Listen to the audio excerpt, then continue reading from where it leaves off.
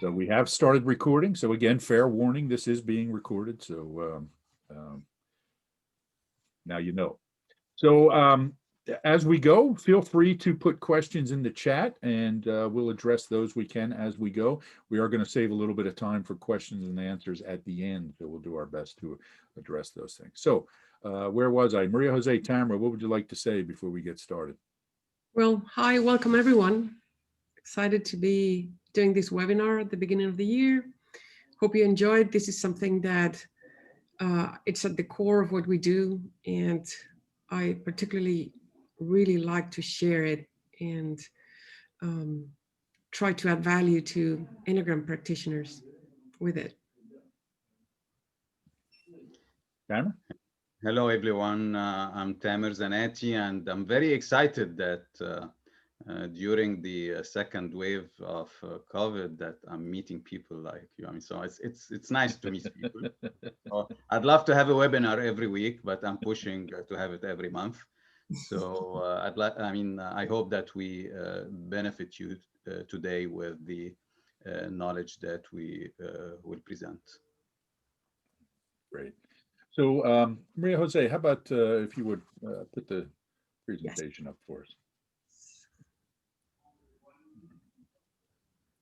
Okay, so again, like I said, we call this program The Missing Piece, putting the Enneagram to work with the awareness to action process. And to the point Maria Jose made, this really is the heart of what we do in our work with the Enneagram. One thing to understand ourselves, it's another thing to understand what we do with that knowledge and how we transform that knowledge into growth and development.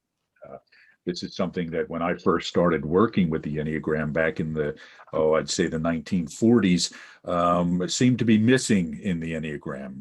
What do we do with it? It was What did you say? 1940s? The 1940s. I was being sarcastic. Yeah, that was an old, I'm an old man joke, Maria Jose, and I expected you to jump all over it. So, all right.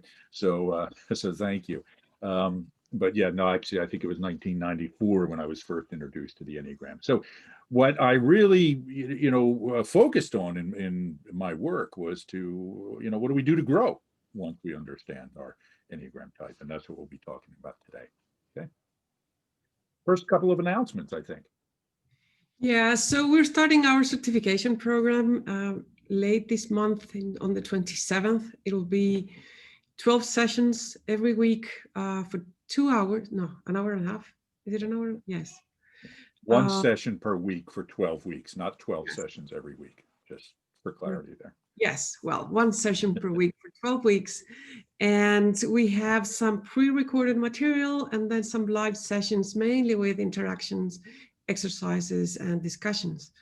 We have been doing this online program during we did it last year, and it worked really well. And we are permanently refining it, making it even more engaging and attractive. So if you have not been through module 1, we will welcome you to join starting on the 27th. You can register in our website. All right. And the second announcement we have, I'm very excited. We are very excited to launch our podcast, Awareness to Action podcast. And the first season would be about the Enneagram in a movie. So in this season, we'll be, in every episode, we'll be presenting either a strategy of the 9 strategies of the Enneagram or one instinctual bias of the Enneagram through a movie, through the theme of the movie and the different details. And we'll have a discussion, the 3 of us, Maria Jose, Mario, and myself, about the movie. And it was really fun recording these episodes. And I hope that they are fun to you and beneficial as well. So probably we might launch it next week. So please follow our pages, our social media pages, LinkedIn, Facebook, and Instagram, and follow our website, www.awareness2action.com, especially the new section of the podcast. So you can listen to the different episodes. Yeah, I too am excited about this podcast. I love movies. I love talking about movies. One of the things we have found is that when you see a really good movie, the characters are very vivid in their Enneagram types or their instinctual biases. And but we don't focus on the characters themselves, but the theme of the movie. So, for example, we just recorded the Godfather episode, which happens to be about the strategy at point 8, which is striving to feel powerful. Okay. And so, yes, we talk about some of the characters who are 8s, but we talk about the themes of the 8. So it's really a way of explaining the 9 Enneagram types and the 3 instinctual biases through a movie rather than through individuals. So hope you'll join us. Right? So what we will cover in this webinar is first an overview of why we do what we do, because this is about change, but there's a logic to the things that we do, and we're going to go through that. And afterwards, we're going to see how the Enneagram is useful for change, but it's not enough. We need other tools to overcome the resistance to change. And that is the missing piece. What we're talking about here is the awareness to action process and how that helps create change. And it is mainly about changing our narratives in a particular way, which we will cover. At the end of the session, we will have some time for questions. But if you have questions throughout the session, please feel free to share them on the chat box. We will address them right away or when we have a time to do that at the end or when it's appropriate. So let's warm up. We have a question here just to start with. In your experience, what is it sometimes so difficult to change? So I would really like to have some answers from you on the chat box. So we really see how change is. I mean, what is our change experience, our individual change experience? I I mean, there are things that I would like to change about myself. The way I deal with people, sometimes the way I see things, sometimes specific relationships, specific skills, whether life skills or business skills. So what do you really want to change, and what is your experience with that? How difficult, how easy? So we're getting lots of answers here. So Hank, you're saying encountering fears of what we don't know. So this is what you want to change. That's interesting because I guess almost everyone would like to change that. I think what he's saying is that's one of the things that makes it difficult to change, Tamer. All right. Yeah. So fear of failure. Okay. Yeah. Tiffany, you're saying fear of failure. Asvari, you're saying it's sometimes difficult to change because we lack clarity on what exactly needs to be changed to get the desired results. Yes, yes, absolutely. So knowing what I need to change, we can face challenges, whether, I mean, in specific goals that we would like to achieve or things that are holding us from achieving things, or maybe in relationships. But sometimes we're not sure. We're not sure what is leading to that. What is my responsibility? What do I need to do? So I am absolutely, this is difficult. I mean, if I don't know what I need to change, how would I change it? Learned helplessness. Okay, so I mean, we learn over time to be helpless, believing we won't be accepted by others. I mean, lots of very insightful inputs here. So I will not read them all, but I can see like Christine, you're saying the human mind is programmed to expel as little energy as possible. Absolutely. This is a very good point. So it's really nice and comfortable not to change.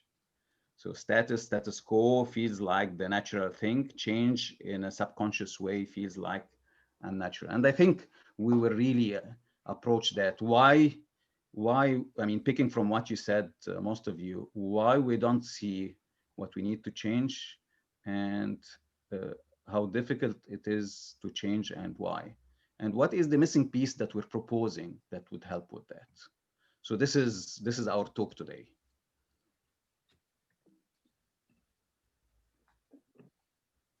Great. You know, those were excellent answers, and every single one of them is true. There's a lot of reasons why we don't change, but what it fundamentally comes down to is every time we're faced with the challenge of change, there's a part of us that fears giving up something that we're holding on to, right? Um, a while ago, I tried to not have my coffee with cream and sugar in the morning, right? And I thought, yeah, you need to lose weight. That's a good way to cut it out. But you know what? Coffee without cream and sugar really sucks, as far as I'm concerned. Okay. So the thing that, was resisting change for me was that, I just like the taste of sugar in my coffee.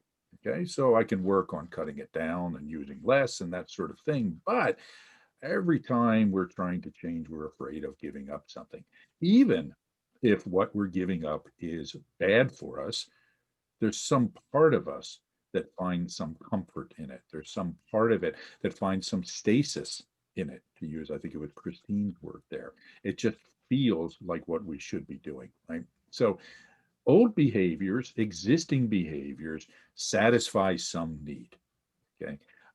And whenever we're going to try to change, we cannot do it if we don't understand what that fear is, what we are afraid we're going to lose. Okay. Because if we want to change, we have to find a way to satisfy that old value satisfaction. Okay. So, if I use my sugar example in coffee, maybe it's switching to a sugar substitute, right? That helps me meet that. Okay. But most things are more complicated than that. So what the Enneagram does for us, and what we're going to talk about today, is it shows us what our fundamental value satisfactions are, right? Meaning, what is it that makes me feel okay, right?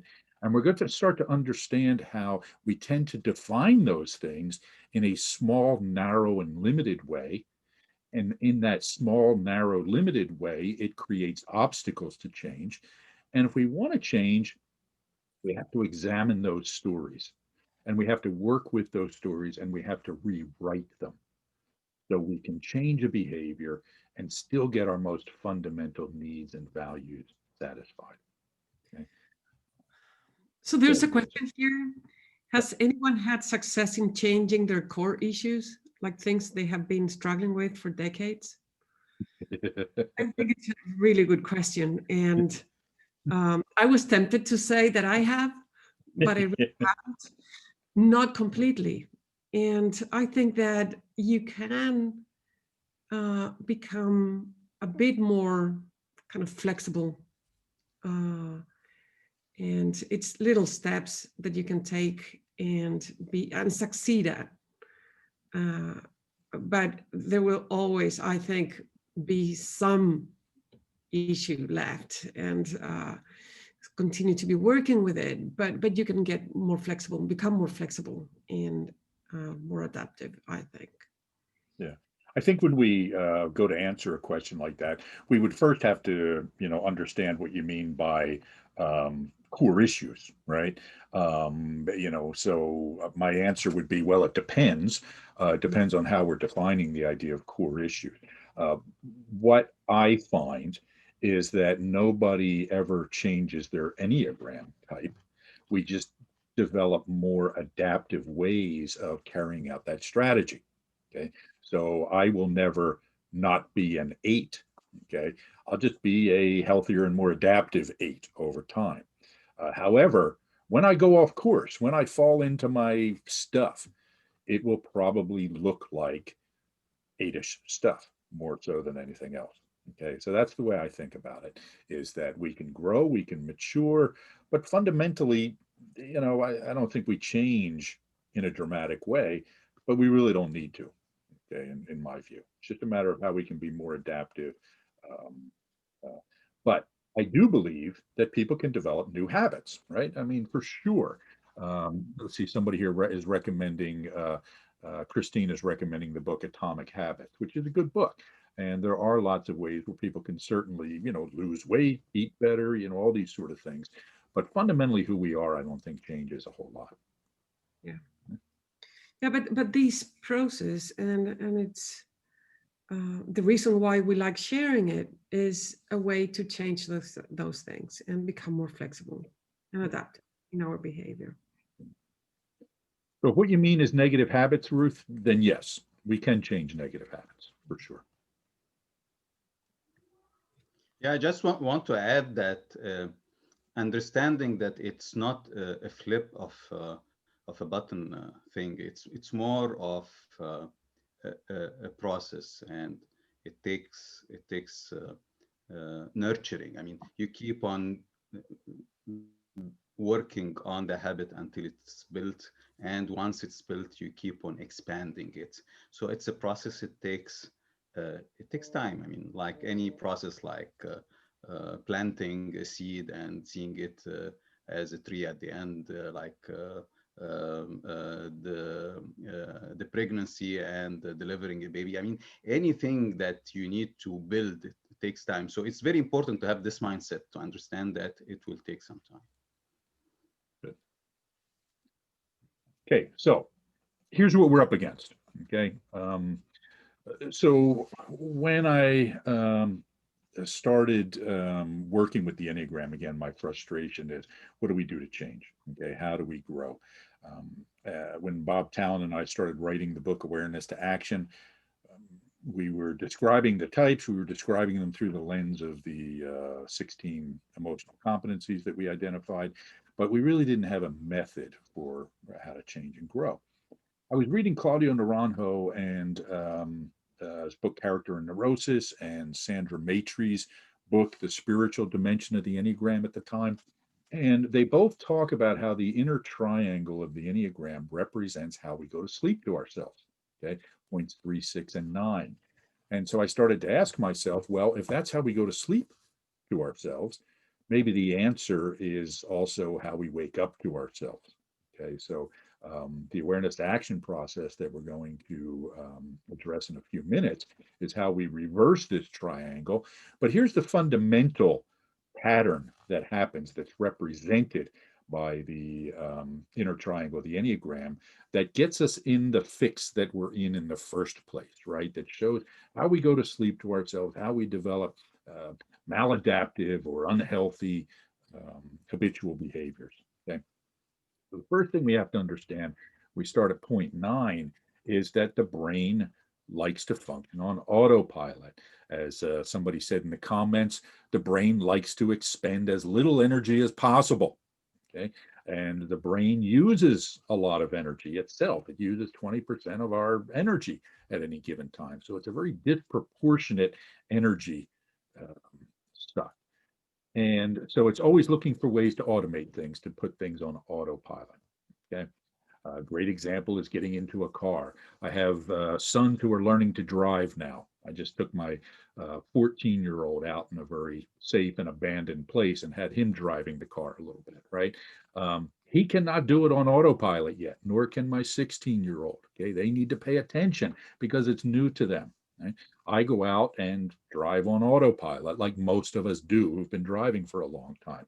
And most of the time that's fine, except when it's not. Okay. And those moments when it's not are when we find ourselves at point 6 in these moments of anxiety. Okay. Something happens and it wakes us up from our story. And it's usually because we've sent some threat, right? Something bad happens, okay? Or we perceive something negative. We have this feeling of anxiety. And what do we want to do? Well, the brain wants to make that anxiety go away. So what it does is it creates a story, okay? And we end up living in stories all the time. We have little stories about little things. We have big stories about big things. Okay. We have stories about our religion and our politics and our culture. We have stories about coffee mugs, for example, right? So I just got this coffee mug for Christmas, and I usually don't do commercials for things that I'm not selling. But let me tell you, if you have a chance to get one of these Ember automated heating coffee mugs, I really recommend it. It's a great coffee mug that keeps my coffee at 139 degrees. So I have this story about coffee mugs. Okay. We all have stories about all sorts of things. They're ways of creating order. They're ways of allowing us to go back to sleep and not have to think about things. Okay. And this is the loop that most of us are in most of the time. Right? Autopilot, we're snapped out of it by anxiety. And then we create some story that resolves the anxiety and lets us fall back into our habitual pattern. Now, this is not necessarily a bad thing. Again, we can't be conscious and aware and Zen-like in our intensity every moment of the day. It will exhaust us. Okay. It's like being on Zoom meetings 24 hours a day. Okay. You get tired having to pay attention all the time. So there's a lot to be said for just kind of tying your shoes on autopilot, okay? Drinking your coffee on autopilot, brushing your hair on autopilot. Okay. So there's nothing wrong with this except when it's a problem. Right? Does it make sense? No? Curtis, just so you know, I'm not getting a percentage. It's a legitimate testimonial from a satisfied customer. It's a story that can be changed. Yes, Till you that's find true. a better mug, and then you will be Until I excited. find a better mug or until this one breaks in a week or, whatever it is. So yeah, I hear you. But right now, this is my story and I'm sticking with it. All right. Good. Good.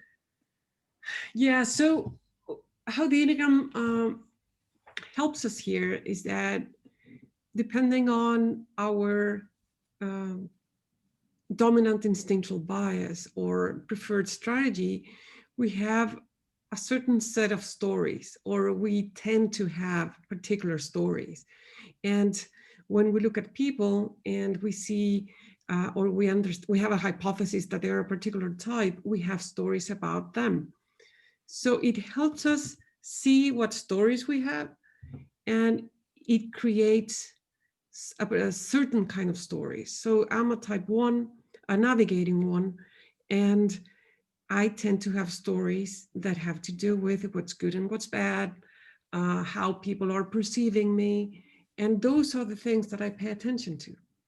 And I have a type 8 daughter, and when she's crying, I kind of know now. I have this story in my head, which is helpful, that helps me understand that she usually cries because she's angry and not sad.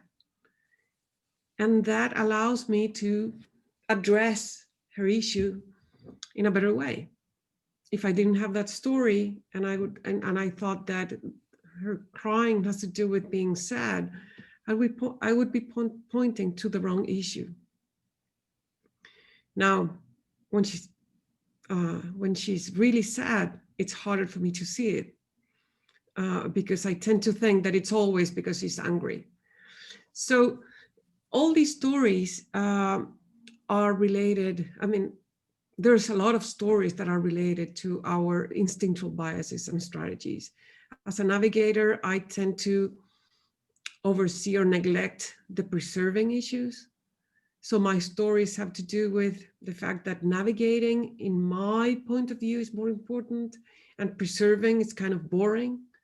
So I tend to neglect certain things and feel more enthusiasm for other things, or feel more conflicted about transmitting things, thinking that I should not be doing too much of that.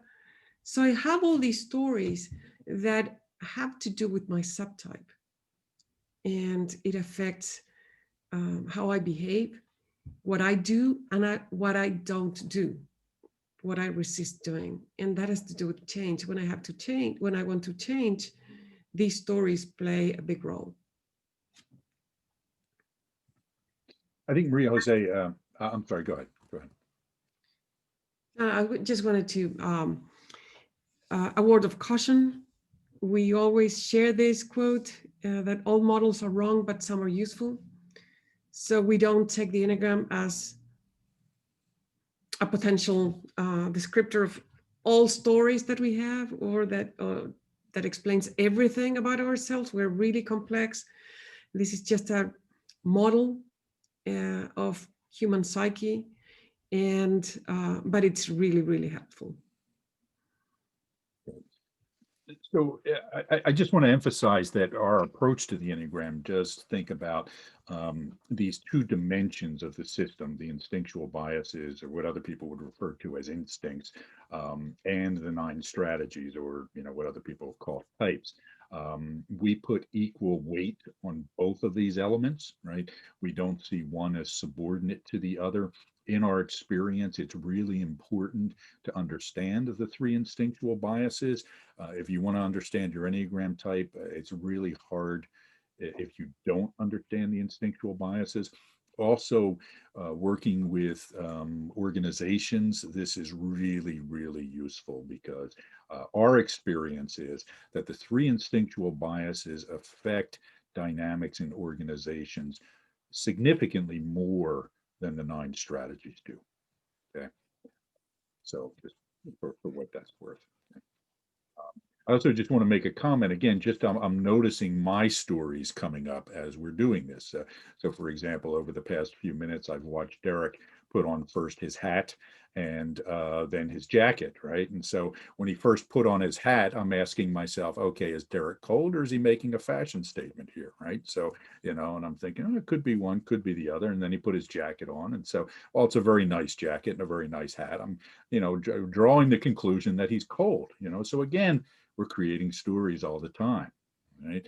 And this is my navigating activity, watching what people are doing and paying attention. I'm also finding myself finding it difficult to let anybody else talk, because my story is that things are always better when I'm talking. Okay. Again, it's a flawed narrative, and I have to work on that. But these things come up for us over and over and over again. Okay. Now it's your turn, Mario. Now it's my turn to talk. Awesome. Things will get better now. So the instinctual biases. Again, this is what most people in the Enneagram world refer to as instincts. Okay, some people call them subtypes. We use the term instinctual biases. The reason for that, and I'm not going to go too much into this, we do cover this, a lot more in other places. You can go to the website to find out more about our approach to this. But basically, the 3 instinctual biases are clusters of evolutionary adaptations that drive our fundamental behaviors and satisfy our fundamental values. Okay, so we don't see them as 3 discrete and independent instincts. We see them as clusters of drives and impulses that present together in proportion in different people, okay, in each one of us, right? So it's the things that we think about that are more important and what we pay more attention to. In essence, it is a system of values, okay, not moral or ethical values, but a system of what's important to me, what do I value, okay? And there are 3 groups of these. There's the preserving domain, okay, which is all about preserving stuff. Other people refer to this as self-preservation, but we see it as more than the self, which is why we call it preserving and not self-preservation. Okay. You'll also notice that we use verbs rather than nouns or adjectives for these. Okay. The reason is because what we watch is what people do, what they think about, what they react to, how they behave. And that's an indicator of what their instinctual bias is, not how they see themselves. Okay. The second domain is navigating, right, which is other people refer to as the social instinct.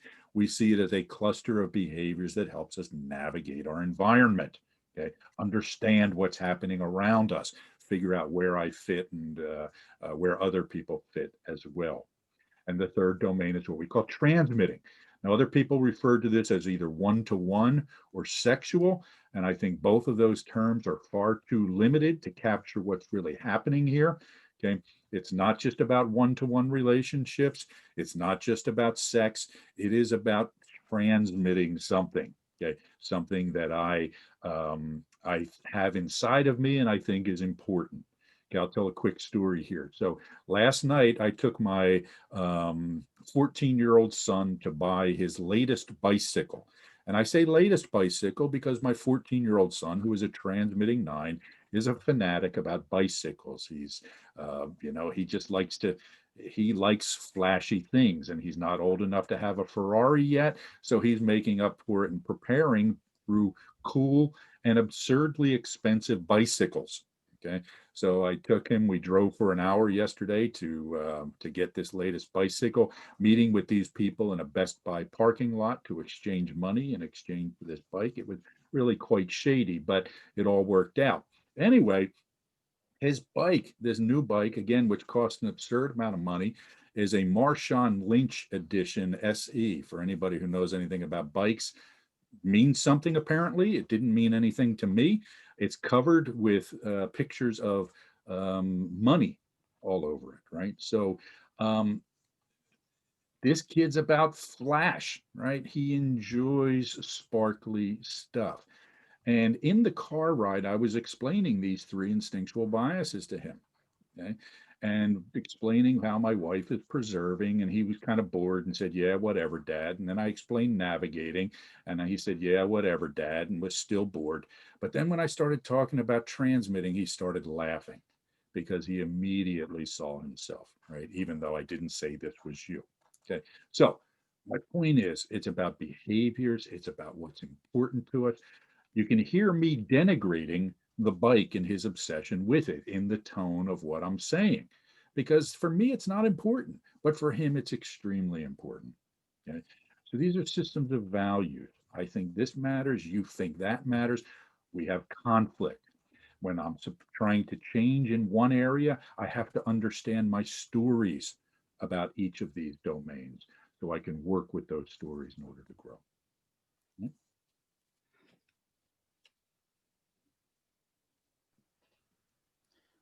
So the other dimension of the system is the strategies.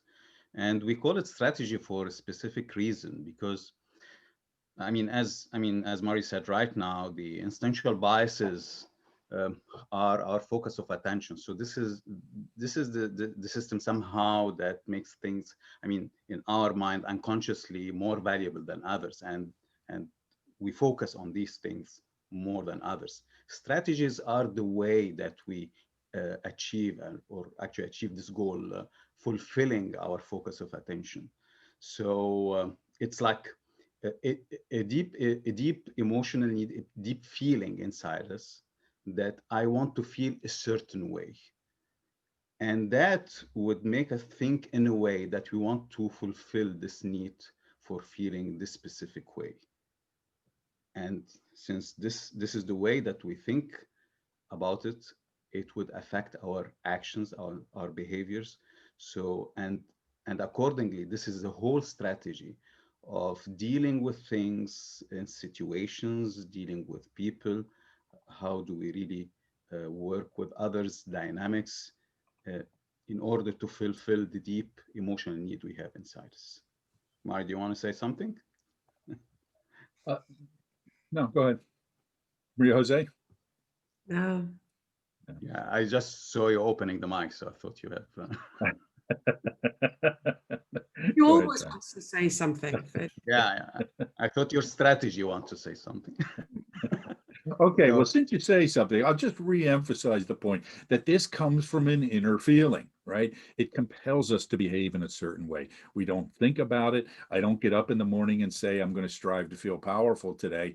I just have this impulse to feel powerful. And in sessions like this, it exerts itself or it expresses itself as a need to dominate, right? As a need to take over. Before our session, we were plotting out who's going to say what. And Tamer said, well, look, Mario's just going to say what he wants until we stop him, right? And that's my strategy acting itself out because it's what feels right to me. And so with that, I'm going to shut up for a minute. yeah, I would just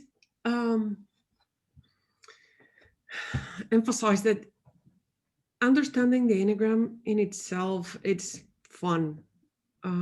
Seeing ourselves, seeing other people more clearly. But when you use it this way to understand the logic of the other person so that you can make the system actionable, it's when it's really interesting to me, at least. It's when you can do something with it, and understanding the logic behind each type, uh, it's what's truly useful. And so as a, I don't know, my daughter is a type 6, and she's striving to feel um, secure. Understanding that need for me, whatever she does, because this is not a collection of traits, this is understanding the logic. And when I understand that whatever she's doing, it's usually because she's trying to feel secure, helps me address it in a more adaptive way. It's the logic, it's not the collection of traits. So, as we said, we have 9 different strategies. And the way we word it in our words to action is very important, that the wording is striving to feel. I mean, because in the last slide we said it's like need to feel in a certain way, in an unconscious way. So need to feel something. So at point 1 would be need to feel perfect, to need to feel connected, and so on. So I'm not going to go through all 9 different strategies, but I will take some examples so we can really illustrate how it works. So again, going back to the concept of story, this striving or need to feel in a certain way creates certain stories in our minds. And as we said, these are unconscious story, but still they are they play out in different situations. So let's take like at point 4, striving to feel unique. So the story would be is like, uh, I need to act differently. I need to make things look different. I need to probably wear differently or see the world from different perspective. I have like I have my own unique things that I need to connect to, and I need others to acknowledge as well. So let me give you a story of my daughter. My daughter is having a preferred strategy of striving to feel unique at point 4. And actually, throughout her teenage years, we were always in conflict. And I never realized why we are in conflict. But most of the time, there's the drama around that. Uh, she's expressing certain emotions, and I see that the situation does not really require that drama of emotions or whatever. And then I started to learn the Enneagram. Actually, I think a month after that, a situation happened, and she was like explaining something and very emotional and very dramatic about it. And I was going to do the same thing that I would do every time. I mean, I learned over time not to express that it's really, I mean, it's really, I mean, not a big deal. Don't overdo it. So I learned over time before that. But usually I don't control my facial expression or my body language that says exactly the same thing. So, I mean, stop the drama. But actually, at this point of time, with the knowledge that I had in the back of my mind, I stopped for a minute and said, huh, so her strategy is for, so probably she's really feeling what she's expressing, although if I am in the same situation, I would not feel it. My story is different than her story. So instead of going into my story and expressing the same thing again, I stopped and I hugged her. And that was a breakthrough. It's like the escalation of drama stopped. She started crying, and we connected on certain point of time. So this is how it can work. I mean, my story and her story. I told you now 2 stories, the 9 and 4 in interaction, and how can we really how can they impact situation, and how can we really rewrite them in a way that can make situations successful and according relationship, nurturing relationship. So I really don't want to go through all the 9 strategies and tell stories about them, because I think we really go in depth in our certification program, and really get the different flavors, especially from our attendees who would come up with their own stories once they learn the system. So what to do about it? I mean, this is what we're going to talk about next. Can we just, great, Tamer, thanks. Can we just, yeah, right there for a second, just a couple of points I want to make. And, you know, I obviously agree with everything Tamer said. With the strategy at point 2, we see it as striving to feel connected rather than have something having to do with being helpful, right? This is where we're a bit different in our approach to this. We think that the helping aspect of it is an expression of a way of connecting. So the connection is at the root of what's happening. Also at point 4, it's not so much about being creative or artistic as it is being unique. Okay, finding the way in which we are unique. And sometimes creativity is an expression of that, but certainly not every 4 is creative. Okay. You know, Prince and Michael Jackson might have been 4s, but not every 4 is Prince or Michael Jackson. Okay. And not all creative people are 4s. Absolutely right. Absolutely right. There's all sorts of reasons why people might be creative. Okay. So just a couple of things that, you know, we do make some, I think these words were not chosen randomly, right? They were not chosen without a lot of thought that went into them. Okay. Is this me? Yes. Ah, okay, good. So, a couple of points that we've touched on these already. When we're working with the Enneagram, the idea is not to try and reject your type. It's not to try and integrate toward a different type, to become a different type, to, you know, anything like that. Be all types. I'm sorry? Or be all types. Or be all types. Yeah, I keep waiting to see the person who's all types in equal measure and all that sort of stuff. I just don't see any value in that, right? What the goal is in the work that we do is to recognize the ways in which we use our strategy maladaptively, meaning the ways in which we use it that cause us to suffer and the people around us to suffer, and start learning how to use those strategies in adaptive ways, meaning that we create more happiness and contentment for ourselves and for the people around us. So even though it's really annoying to have to deal with, say, an Enneagram type 1 who's striving to feel perfect all the time, there's a lot to be said for the strategy of striving to feel perfect, right? You know, back in the old days when I used to get on airplanes a lot, I used to hope that whoever was doing, you know, the safety checks on the airplane was striving to feel perfect. Okay. No, you wouldn't care as long as you can get on an airplane, right? Yeah, exactly right. Yeah, I check it myself, right, to get on an airplane these days. But anyway, so the idea here is we don't have to reject the strategy. We don't have to try to become something else. We just stop using it maladaptively and start using it adaptively. Okay. The second point, again, is tied to this, is it's not about rejection of something.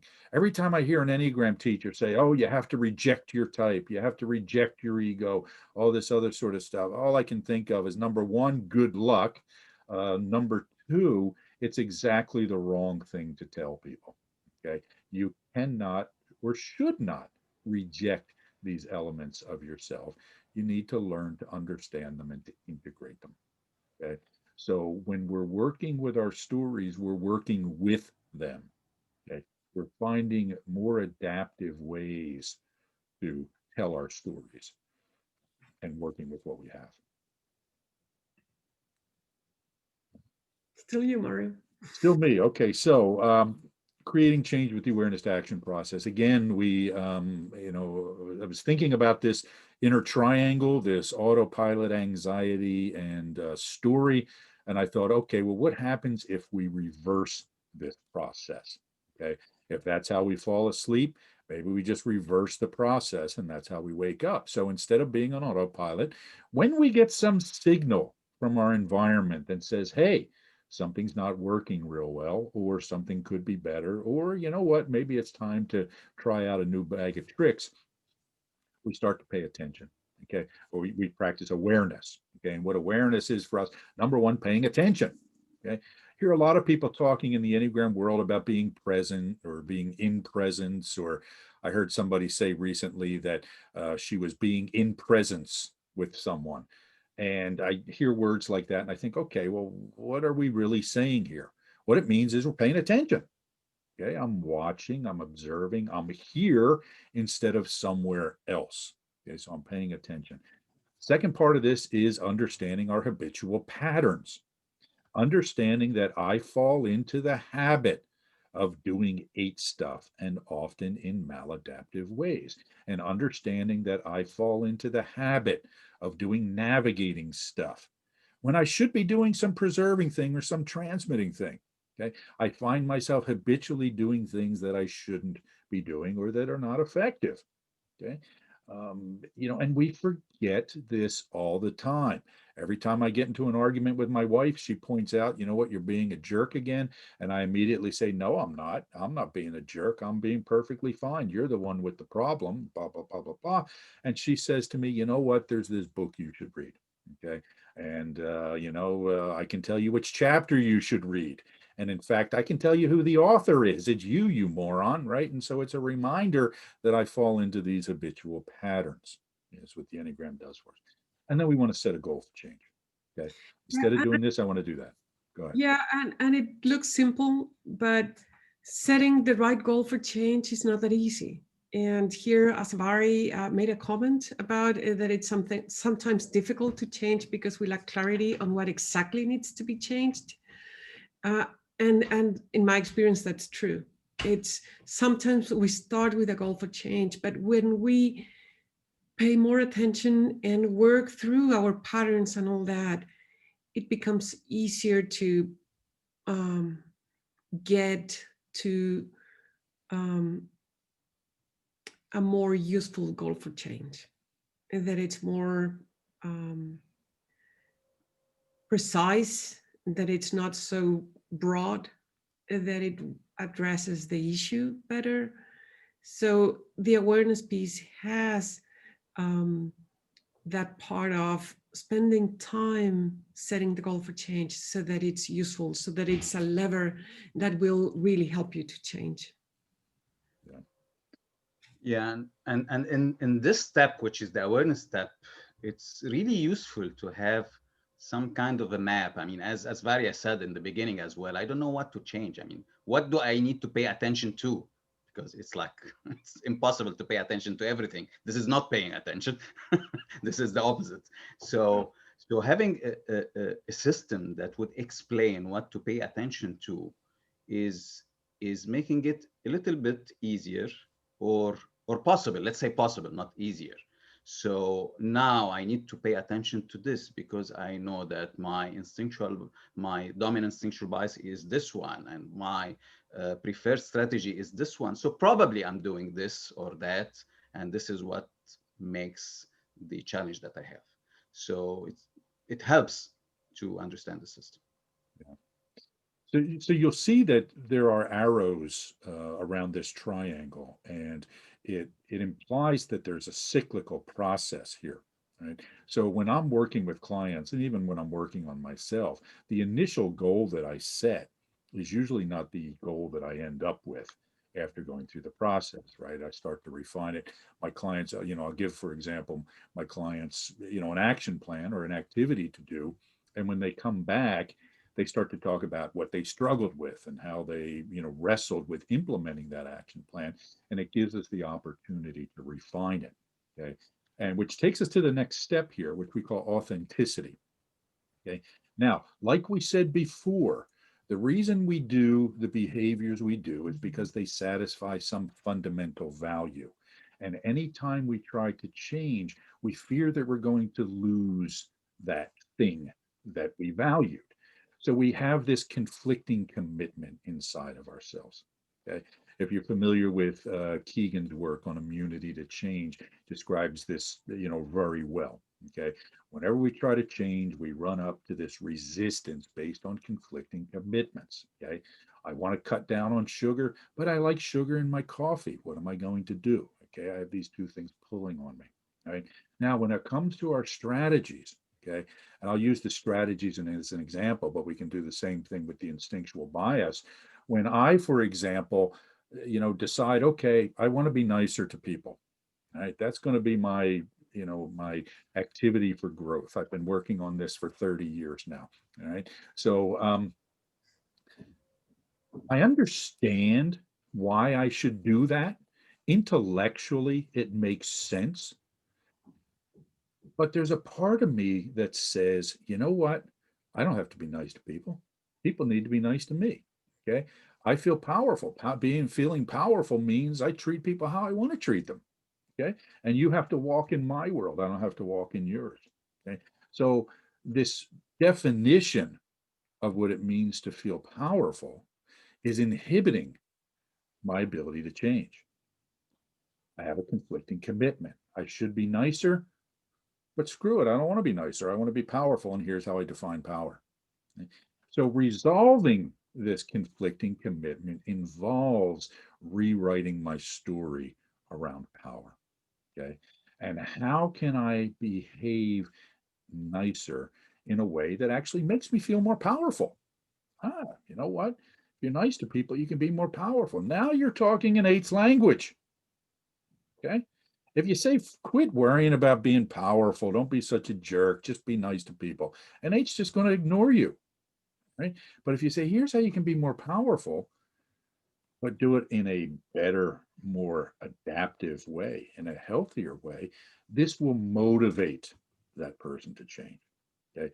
So resolving the conflicting commitment is rooted in the activity of redefining the preferred strategy in a way that helps us change our narrative and incorporate new behaviors. Make sense so far? All right. Yeah, and this is the missing piece inside the missing piece. So most of change processes would go about what do I need to change, what do I need to achieve, and then start a plan. And the authenticity step is like the missing piece that makes these kind of actions, planning and then acting, not always successful. So I would say this is the missing piece inside the missing piece. Great. Okay, so the third step is action. Okay, I have to identify a small, specific, and very targeted action step, okay, in order to cement this new attitude. Okay. So if you're working with an eight, and if we follow up on my example of being nice to people, I I don't attempt to be nice to everybody. I pick very specific people or target groups to work on being nice to because that's easier. And what ends up happening is I find myself habituating those behaviors and find myself accidentally being nice to people who do not fit in to that, right. So the action plan needs to be small, specific, and direct. And then, as was pointed out earlier, I go back to the awareness piece. I monitor. How's it working? How do I need to refine it? What other conflicting commitments are coming up? So it's a process. And in our view, this is the fundamental work of working with the strategies and the instinctual biases. Yeah, if we zoom into this missing piece, into the missing piece that Tamer was mentioning, I totally agree that it's what people usually skip. We go straight into taking action when we set the goal for change. And making it authentic, making it feel aligned with who we think we are, it is key to wanting to change. And that's what we do here. We make it authentic. We make it feel like making that change will not involve feeling like I'm a different person. I can honor what it's important to me and still make that change. And once I see that there's room for that, I want to do it. So it says here that it's about identifying and resolving our conflicting commitments. How do I identify them? So there's a part of me that knows that I have to change. As Mari was saying, it's a rational belief. I know that I should start doing certain things differently. I don't need anyone to tell me that. I know, but there's a part of me that it's resisting it. And why do we resist it? Because it is not aligned with our values in terms of our instinctual biases, or with our feeling need, our preferred strategy. So if I think that there's something about some change that I need to make, that it feels like, and this is my story, feels like it's going to go against my need to feel perfect, I will reject it, even if I know that I should do it. And this narrative is the key to understanding why we resist change. So for example, during these weird times where we have been a lot more at home, I have 2 daughters and a husband, and the 4 of us have been at home all year. And in my mind, I should prepare lunch every day. And because it's the perfect thing to do. I mean, my husband doesn't cook. My daughters are too young. And so I should prepare lunch. And I hate it. I mean, I like cooking when I want to cook, but I don't like having to cook every day. But because my narrative told me that it was a perfect thing to do, I was doing it every day. But what happened? I got to lunchtime pissed off because I didn't want to do it. And lunch was anything but perfect because I was pissed off. I was irritable. And I was expecting everyone to help me without asking for help and all those things that you might know. So, but if my goal for change had been just being more relaxed at lunchtime, not getting angry, would have been okay. But then that means that I don't have to do things that are that feel perfect to me. So who's going to prepare lunch? What are they going to eat? That's not perfect. So I'm not willing to do that. I'm not willing to do anything that would make me feel less perfect, because that's what's important to me. So how do we do it? How do we go about it? In order to resolve the conflicting commitments, we need to rewrite our stories or narratives. So we still have this part that we know that we have to change. But then we need to, in terms of the instinctual biases, see how this new behavior will help me satisfy the value of my primary domain. Or, and I'll give an example just now. And in terms of my strategy, how this new behavior will make me feel even more perfect in my case. So it's not less perfect, but more perfect. So going back to the lunchtime example, I decided that for my family it was more important that I would be in a good mood than that I cooked lunch. So I would be a more perfect mother and wife probably if I were in a better mood. So I decided that I'm going to cook lunch only when I feel like doing it. And other days I tell them, you all go and eat whatever you want. My daughters were thrilled with that.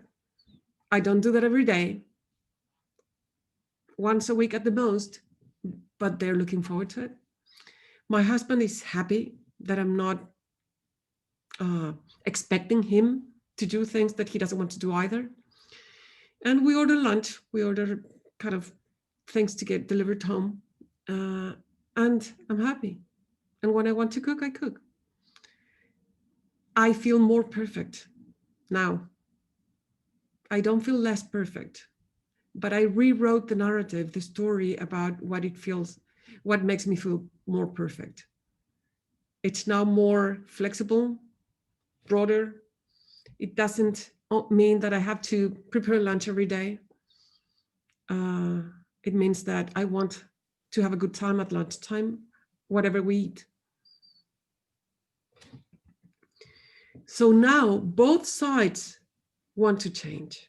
So rationally, I know that it's better to be in a better mood, but I also understand that by relaxing in that way, I will feel even more perfect because we'll have a good time. So this new narrative is aligned with my values and I want to do it. I'm happy to do it. It's not a drag. I'm not resisting it. I'm doing it easily. So when I unblock that resistance to change, all the action plan goes smoothly because both sides of me want to change. And that's the key. And when we're coaching our clients, you can feel that. And I ask them, so how do you feel about this change now? And it's like, there's air that's coming into their lungs. It's like easier. Now, you know what? Now I want to do it. I'm fine. You can really tell the difference. And that's what compassion is, right? Compassion for ourselves, compassion for our clients is to understand the narratives they have, to show respect for those narratives, and to compassionately help people work with those narratives. Okay.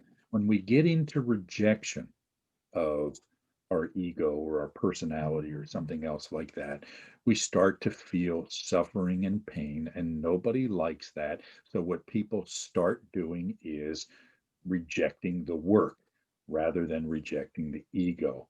If you want to make somebody, if you want to help somebody work on themselves, help them make it something that feels good rather than something that reinforces their feeling of feeling bad already.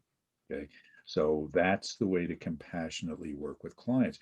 And the irony is that the more you work with the story, just like in Maria Jose's example, the more permeable it becomes, the more freedom we get from it. So perfect in Maria Jose's mind now means something very different than it did before. And it incorporates a much broader range of behavioral options. She starts to feel some freedom from it. And even though that narrative is always there, it doesn't feel like a straitjacket anymore. Okay. So the example we use is to think of our work with the narrative of like the ripples in a pond. You know, you throw a rock into the pond and the ripples go out. Well, by the time we get to the end of the pond, the ripples are, you can barely see them anymore.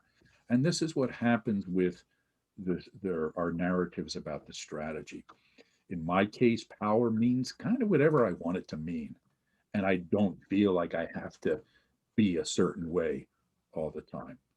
Yeah, I can be however I want and still feel powerful. Maria Jose can say, you know what? I can enjoy myself. And that's perfect. Okay. So forth. Okay. This is really, really important as we do this work. Yeah, and it works in leadership. You define what kind of leader you want to be, and in a way that it's aligned with your preferred strategy or instinctual bias. And the moment, as a coach, the moment you try a client to change in a way that it feels like it's not aligned with their strategy, they will resist it right away. And first, because they think that they can't, and they don't want to. So when you put that on the table beforehand and you tell them, look, You're okay, as Mario was saying, with compassion. You're okay as you are. What you're doing has been helpful, but sometimes it's just not helpful anymore. And there are some new things that you might want to explore, honoring the way you are. You don't have to become a different person. And that helps people relax a lot. And we used to apply this process mainly to the strategies, but for some time we've now been applying it to the instinctual biases. So for example, as a navigator, what I tend to focus on is the navigating issues and my identity, where I fit, how people perceive me, and kind of understanding other people, etc. Now, when we talk about preserving stuff, which is my lowest or the one that I focus less on, I have a hard time working on those things. So creating change for me in that area, it's really, really difficult. It's like I need too much energy for it, and feels like kind of boring actually. However, when I see the impact of not changing in terms of the navigating domain, now I want to change. So for example, if I need to have more processes at work, for example, it just feels like something that can wait until tomorrow or the day after. But when I see the impact in my identity with my clients, in the work that I get and what people say about me, now it starts mobilizing me, and it's something that I feel like I want to do because it becomes important to me. So framing the change in terms of the benefit in my dominant instinctual bias will help people want to change in that area when it's related to the instinctual biases.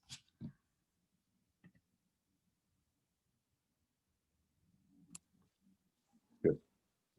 This is, again, a key point, right? How can I better satisfy something that I truly value by incorporating this new change? Yeah. All right. Okay, so we'll do a shorter exercise. So question. Mario, question for you. Question for me? What's the question? If Oh, an oh eight, wow, there's a whole bunch of stuff here I didn't even see. Okay. yeah, if an 8 can be more powerful by being vulnerable, what would that story look like for a type 4? Yeah, so I'll tell you what, let's save that for after the exercise, okay? And maybe that's something that, you fours can work on in the exercise. What does that look like for you? Okay. Okay, so this is the exercise. Tamer, do you want to explain it and I'll create the breakout room? It's basically, we're talking about change here. So what do you want to work on in terms of change? This is the question that you'll be discussing with your group. And what are the obstacles for change that you are facing with the specific things that you want to change? And try to discuss ways of rewriting the story the same way Mariosi has explained it. And let's come back and discuss that in the bigger group. So it will be 3 of you inside the group. Each one would share something that needs to work on and obstacles, and accordingly ideas for rewriting the stories. Yeah, so some advice: choose something small, not the change of your life. Pick something that you really need to work on and not something that you have already worked on, because we get that a lot.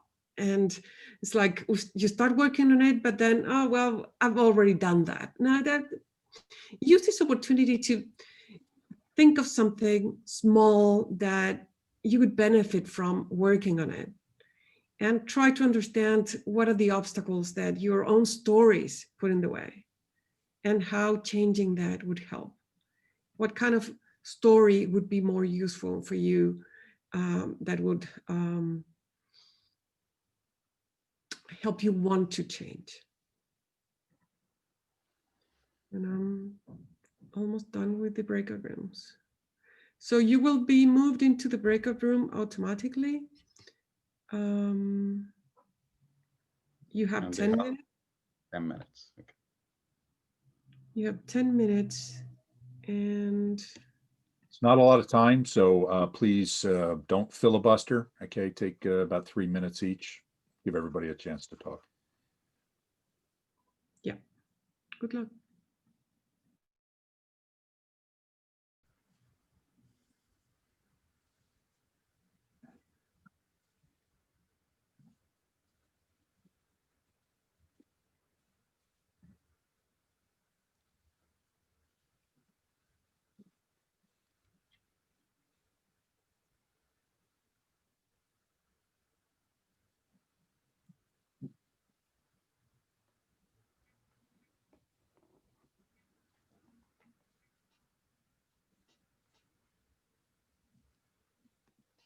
Okay, so people are coming back, and we do have we are recording again. So Derek, I am curious, as you had the opportunity to work on this a little bit, what did you come up with about rewriting the strategy of the four? I was going to ask you before I said mine, but you know what? If I go, will you go and tell me your thoughts if that sounds right to you or if you got a different idea? Sure, go Okay. ahead. Yeah, I think it was really helpful. I was talking with Eddie, who's an 8, and his was about, 8 being focused on being powerful, and a powerful person being very against the idea of vulnerability because it sounds like them putting down their sword and being, exposed to a threat. They're putting down their one strength. So I thought about that, and from the lens of a type 4, the focus being, uniqueness or feeling unique. At first I thought, oh, maybe it's about being more like other people, and that didn't fully resonate towards it. And then I thought it's more about being curious about other people and less focused in my own world. And so, and in being curious of other people, one of the other elements of being a 4 is a sort of constant comparison with other people, a feeling of like scarcity. And so maybe an unintentional byproduct of becoming more curious about other people is that instead of just creating these stories based on small bits of information I learn about other people that I see that they have that's better than what I have, I'll have a better picture about what their lives are fully like, and maybe it's not all sunny and not all cheery, and that will help me feel less inclined to look at someone's car and think their life is better than mine, and I don't think they're better than me. Why should they have this? Or why shouldn't I also have this? Whatever you look at it. So that's kind of where I landed. Yeah.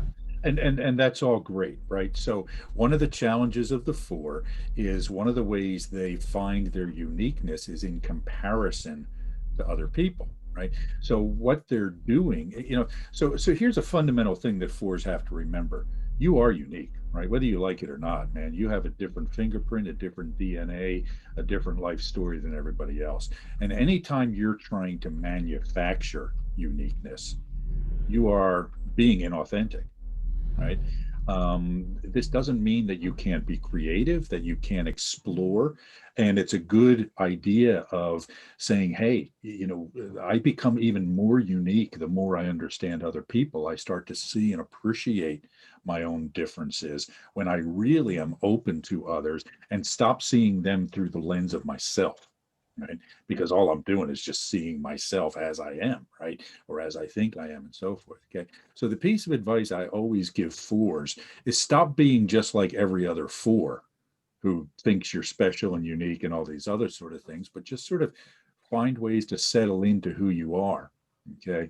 And observe, I'm doing it again. I'm comparing myself. That's my thing. Relax into it. I don't need to do that. But understand people, explore, and my own uniqueness will express itself. Okay. So just, that's a 30-second, you're fixed now. Okay. So, all right. Thank you. Appreciate that. All right, good. Anybody else want to share their experience of this exercise? Ruth. Hi. Ruth? Hi, Ruth. Hi. I found I've really very much struggled to find my type, not through want of trying, And so I guess what I found was that even if you don't have a type, or you're finding it difficult to land on your type, there was something about relaxing that story of, I need to find my type to grow. So I need to find my type to get out of my trap. I need to, and it just felt like really, really helpful for me to just go, well, actually, it's okay not to know, and it's okay to explore the Enneagram. It's even okay to use it in business, or in the work that I'm doing. Even if I don't know my type, there's something really helpful about the structure and the pattern and the conversations, and particularly the instincts that you were talking about today, that I don't have to be in a trap of not knowing my type to be able to work with it. Yeah. And Ruth, this is why we use verbs instead of nouns, okay? Because even though people talk about, oh, the Enneagram's about motivation, et cetera, people approach it and talk about it as if it's an ontological category. You are this thing, right? We're not suggesting that people are this thing that's a 1 or a 2 or a 3 or whatever. What we're saying is we all fall into patterns of behavior. And what we call those patterns of behavior is a type 1 or a type 2, or navigating or transmitting, etc. So the thing to do is just to observe yourself, okay? And ask yourself, what's causing me trouble, right? What is frustrating me right now? And then start to see the pattern, okay? And then over time, you start to see the pattern emerge, right? And that's how we, it becomes a little easier to eventually settle in on what our type is. Does that make sense, Ruth? Yeah, I've been trying to do that for 20 years. So it's quite a while, with like 5 different people. It's just one of those, I just have literally nearly just given up on it and just think, okay, well, I'll just. I find that people usually find it in their 21st year. So hang in there. Really? Oh, thanks. I feel so reassured. There's hope. Thank you. And it's interesting how sometimes people who are mistyped or haven't found their type, or identify their type, when they're going through the awareness to action process, in exploring the conflicting commitments, they see what they're really protecting. So what is it that wanting to maintain? How is it that I want to feel that feels threatened by this change? And that story, many times, it's the key to identifying your type. All right. Unfortunately, we are out of time. I apologize. There were some questions here that we didn't get to, but maybe I'll try to answer them, record some short videos to address some of these things. We are going to follow up with all of you with an email, if you don't mind, just so you know where the recording of this is, in case you want to watch it and share it with your friends. I think, were we going to pitch our program again, the certification program? I think we got to get our closing commercial up here, right? So it starts on the 27th, and also the podcast. And again, the podcast is something that's I'm really excited about and it's fun. But you can find out more about the certification program at our website, awareness-to-action.com. And something really cool about this program is that we have 3 trainers, the 3 of us, and also a team of teaching assistants from different parts of the world who will assist the participants in some groups. And you will have a group that you would be asked to work with every week as well on different assignments. So it's a very interactive program that you get to engage, interact with different people, with trainers, with assistants, and with a group that it's your group for the whole 12 weeks. Okay. Just one final thought. It was, new faces here. It's great to see you, and some old friends. Teresa, it's great to see you. Lenny, it's great to see you. So, some of the others who I apologize for not having a chance to single out. So thanks, everybody. Feel free to reach out to us if you have other questions or anything. It was great to spend this time with you. Okay, so thanks again, and don't Bye-bye. be strangers. Bye, everyone. All right.